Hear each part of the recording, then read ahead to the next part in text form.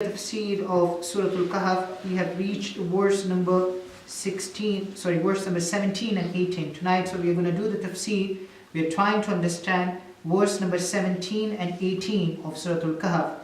So far, we are discussing the story of the sleepers of the cave, that there are these 7 people who are sleeping in the cave. Allah subhanahu wa ta'ala now is describing their stories in detail, but you need to understand one thing before we continue tonight.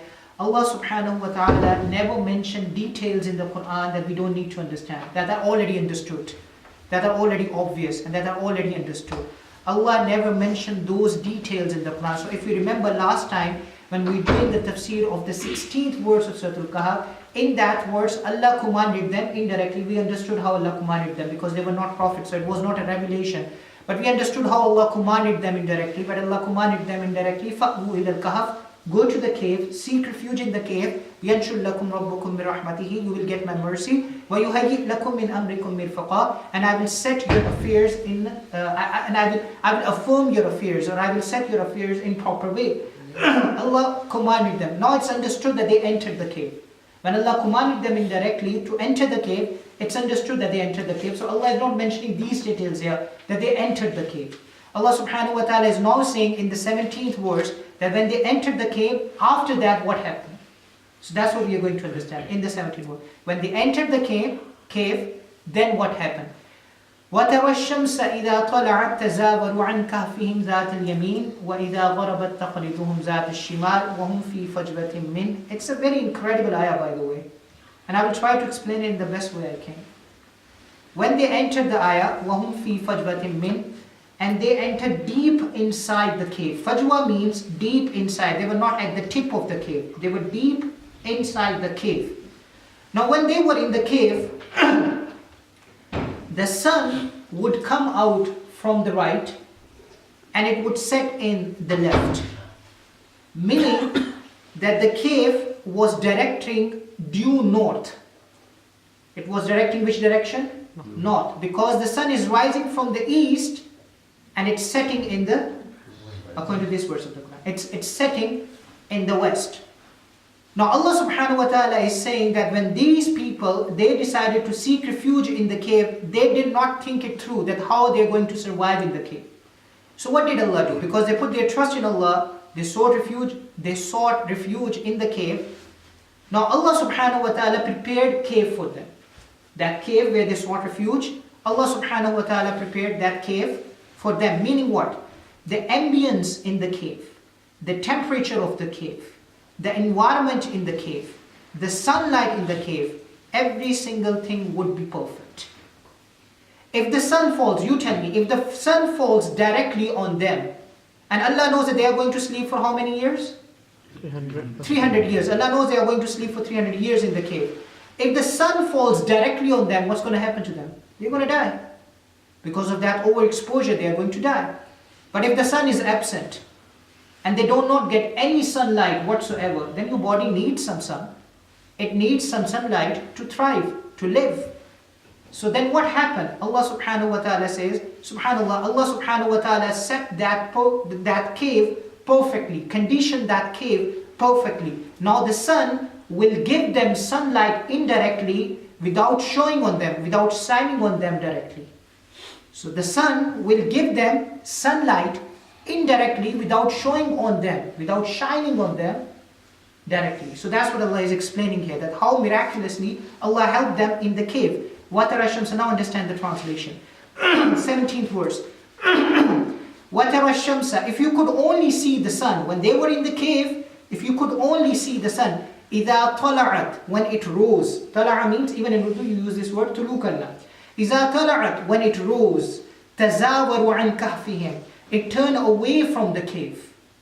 It does not shine directly on them. It turned away from the cave. ذَاتَ الْيَمِينِ, from the right side. From the right side it turned away. وَإِذَا غَرَبَتْ, and when it sat down, when it's ghurub, when it sat, تَقْرِضُهُمْ, it bypassed them. It ignored them. ذَاتَ الشِّمَالِ, from the left side. That's how Allah subhanahu wa ta'ala planned the entire day for them. وَهُمْ فِي فَجْوَةٍ مِّنْ, and they were in the middle or in the deep of the cave. They were not at the tip. They were deep inside the cave, one of the chambers of the cave. ذَلِكَ مِنْ آيَاتِ اللَّهِ. Allah subhanahu wa ta'ala saying, this is one of my miraculous signs. مَنْ يَهْدِ اللَّهُ فَهُوَ الْمُهْتَدِ. Whoever I decide to guide, he is the one who is truly guided. وَمَنْ يُضْلِلْ فَلَنْ تَجْدَ لَهُ وَلِيًّا مُرْشِدًا. And whoever I misguide, then you will not find anyone to guide. The meaning Allah is saying that I guided them spiritually and physically. Spiritually I guided them to Islam. Physically I guided them to that perfect cave in which they are going to survive for how many years? 300 years. Now the final verse, and then inshallah I will conclude. وَتَحْسَبُهُمْ. Verse number 18. Amazing, some interesting information that we're going to learn tonight, inshallah. وَتَحْسَبُهُمْ. You could have thought, or you would have thought about them, أَيْقَاظًا, that they are wide awake. You would have thought that they are wide awake. وَهُمْ رُقُودٌ, even though they were fast asleep on their side. If you would have looked at them, you would have thought that they were wide awake. It shows that they were sleeping in the manner that they were lying down, sleeping with their eyes open. With their eyes open. Allah caused them to sleep with their eyes wide open. So that's why Allah said, وَتَحْسَبُهُمْ. You would have thought that they were wide awake. وَهُمْ رُقُودٌ, but they were asleep on their side. And then Allah said, وَنُقَلِّبُهُمْ ذَاتَ الْيَمِينِ وَذَاتَ الشِّمَالِ. And I kept turning them around on the left and right side. Kept turning them around on the left hand. Because if you sleep in one position, in one place for a long period of time, then what will happen? Dr. Saab is sitting here, you can ask him. What will happen? Your body will become incapacitated.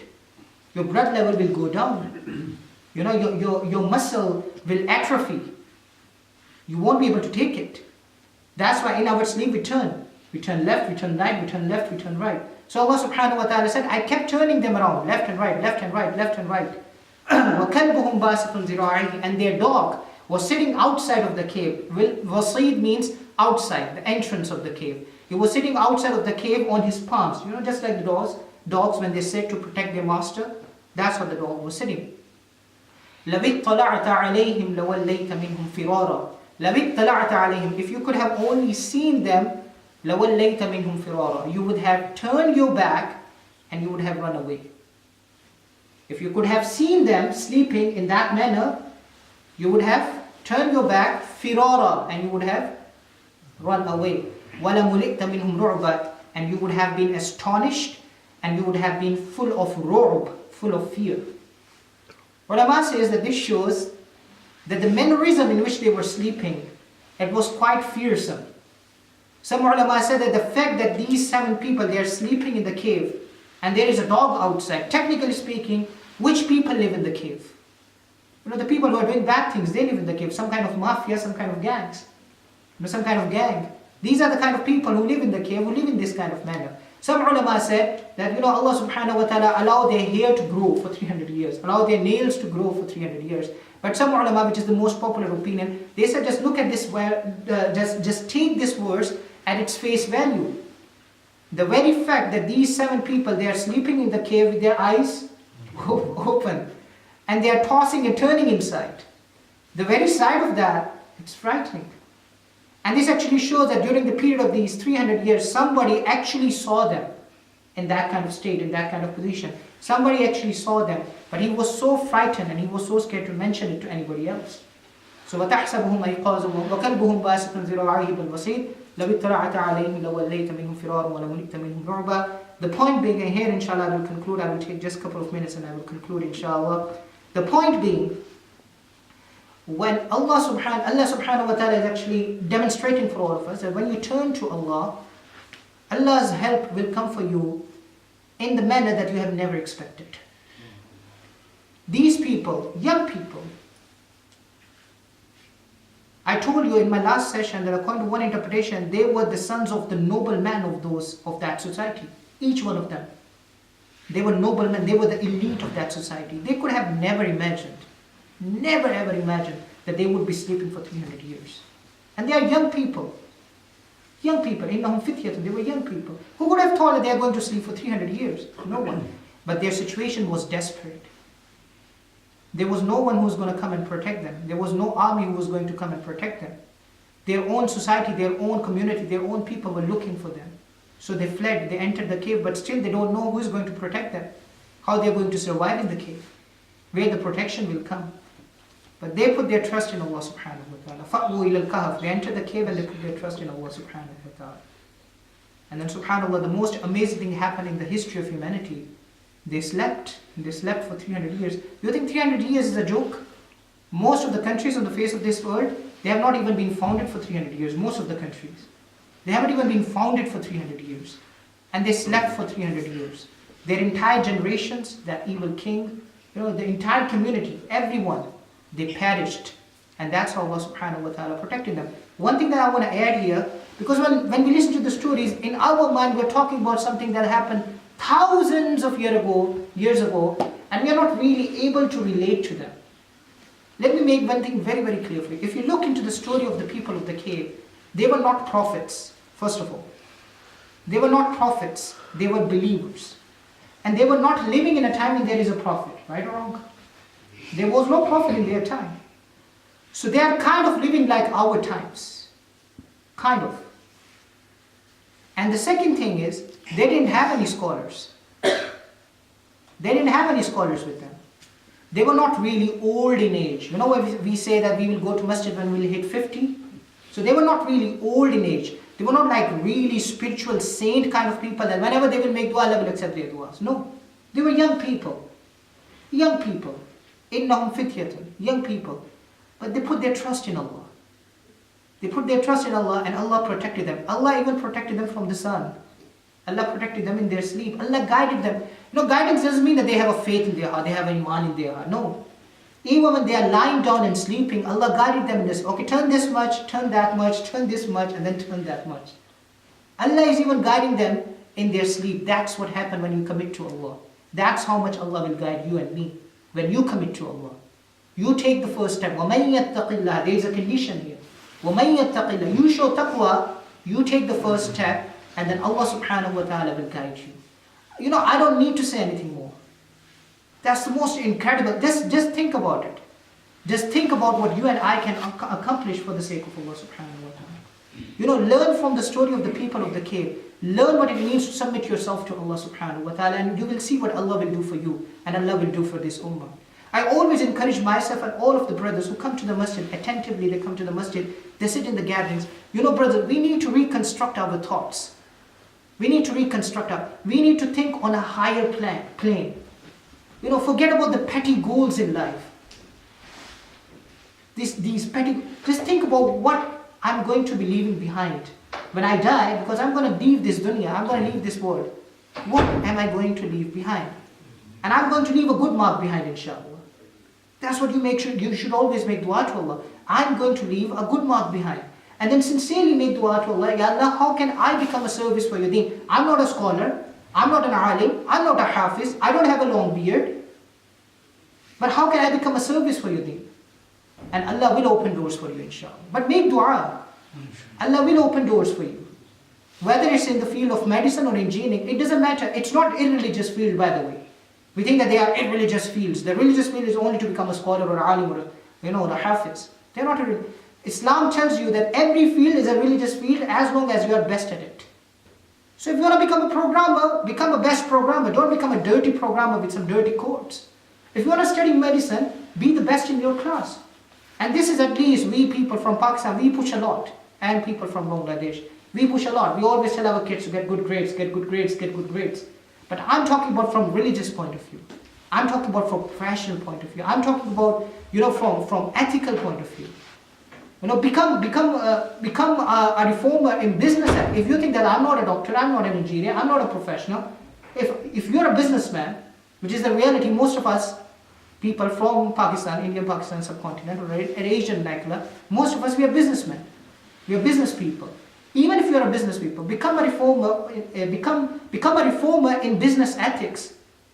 Introduce some business ethics, and you never know, the entire world will use the ethics that you will introduce. But do something. Think on a higher plan. What I can do for the sake of Allah subhanahu wa ta'ala. What I can do for the people around me. And inshallah, Allah will use you for the deen of Allah. And Allah will guide you and Allah will protect you, inshallah. Just like these people. They sought refuge in the cave. They made the first step. And then Allah made things easier for them. We need to take the first step, inshallah. And when you take the first step, because our deen is not only about ourselves. I pray my salah, I keep fast, I give charity, I learn about the deen of Allah. That's not enough. Our deen is about ourselves, but then how you share your knowledge and your amal with other people. That's what our deen is about. So let's try to think about it.